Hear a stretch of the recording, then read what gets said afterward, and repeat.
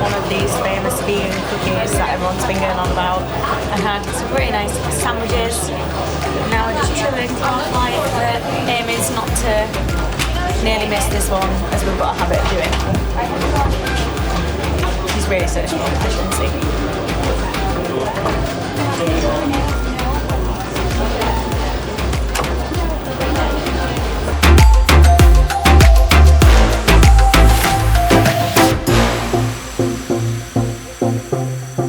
27 hours of travelling done, and we've finally made it to our hotel in Taipei, and then we've got to go to Penghu tomorrow as well, so we're not there yet.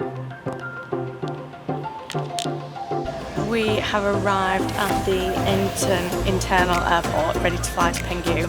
We're here like 2.5 hours early, so we're worried about getting the bike on. She can't pre-book. Apparently it's like a first come, first serve. So we are literally going to be first. So we're just sat here for the next however long, waiting. It looks like a supermarket, so there's not a lot of things to do or eat. And we had a very questionable breakfast. So I'm basically just living on questionable bread and some sunpat.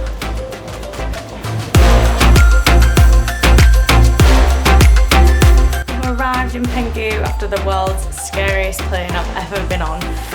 Ireland looks very windy, so it's going to be a tough bike course, but our hotel is perfect because it is the actual check-in for the race. We don't actually have to go anywhere, and yeah, so much nicer here. So I'm going to give you a little room tour.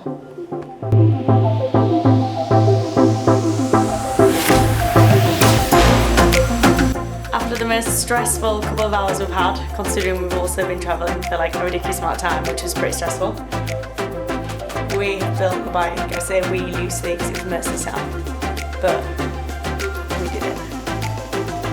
There he is, in all his glory. We didn't think he was practical, but we're giving him credit for this one.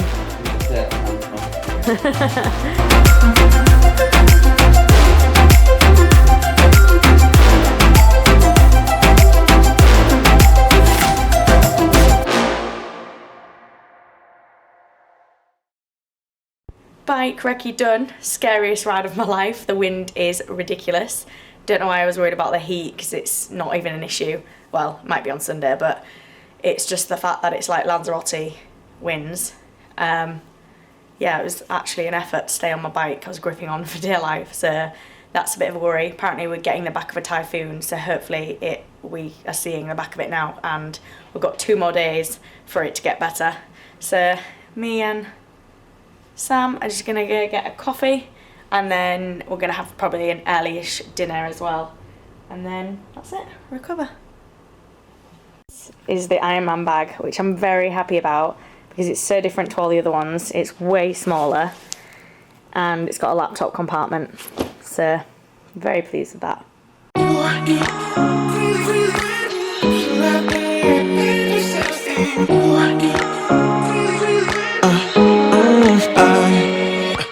Every night I'm going on the grid, texting back, I want you, hit you up, I'm on the other side, I miss you. Take you off, I came here way too strong, cannot keep it low key. Got me drugged, your pheromones hit the roof, auto, your taste. It's really a bad reception out there, where you heading? Why ain't gravity pulling you in closer to me? I've lost you, but I need you, and you're off my radar now.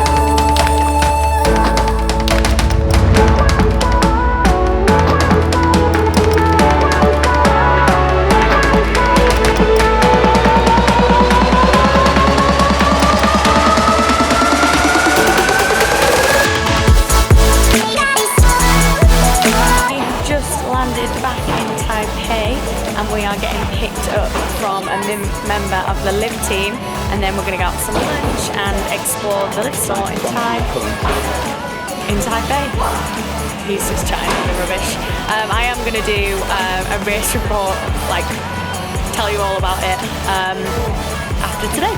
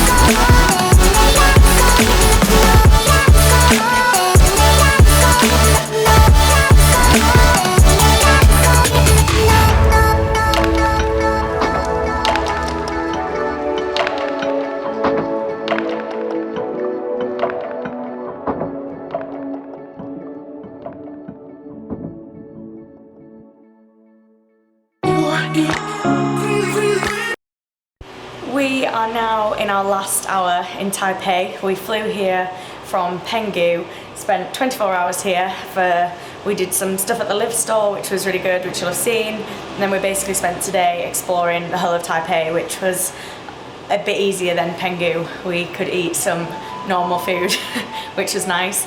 I realise I haven't actually spoke about my race, so I'll fill you in with a little bit of a race recap.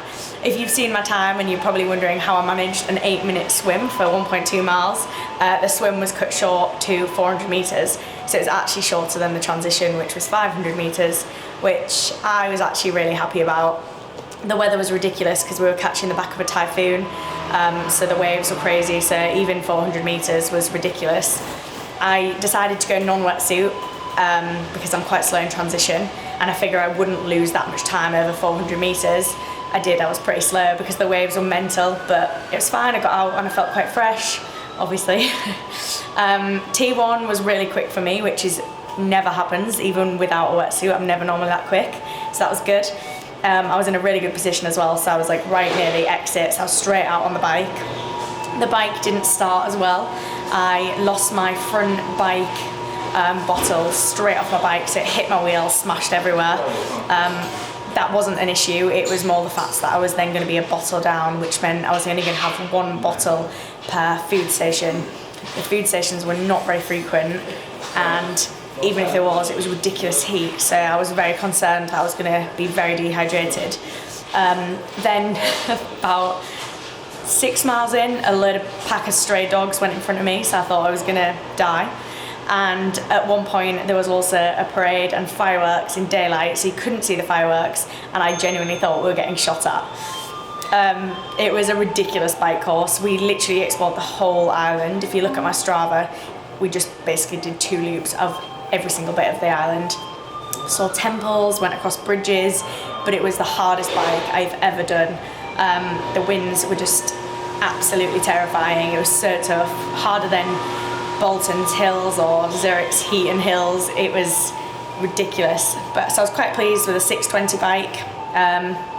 There was some really slow bits there, and T2 again was really quick for me, and the run I actually felt the strongest I've felt on any Ironman run, which was really nice, especially considering the heat and the humidity. The aid stations again were ridiculous. They were either really close together or really far apart. And there was no toilets on the run or the bike. Well, sorry, there was 2 sets of toilets on the whole run. So that was pretty crazy. Yeah, I started the run really strong, started to fall off as usual. Kind of kept my pace, but my walks for the food stations were increasing because I was just struggling by the end of it as always. But I did get a marathon PB, which was nice in tough conditions, so I know I'm definitely stronger on the run. And just the fact that I've raced 8 weeks ago and then still managed quite a strong race in ridiculous conditions, I was really pleased with. And obviously winning, which was the actual goal. So I'm very excited to say that I'm going to Kona 2019.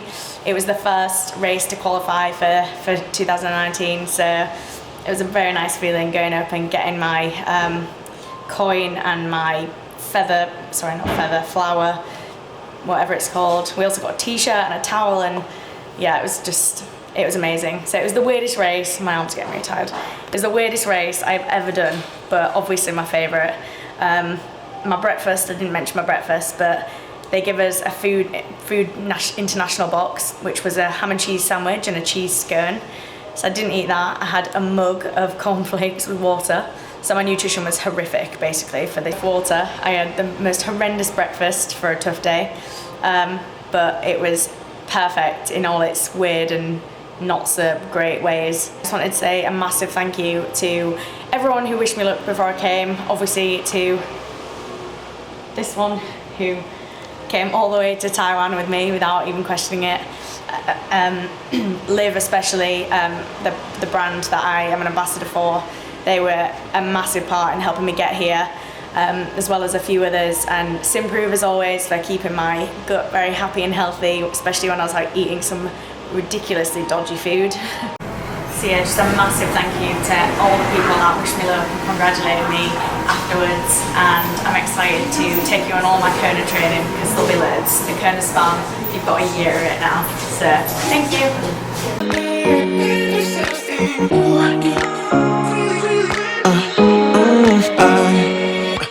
Every night I'm going on the grid, texting back, I want you.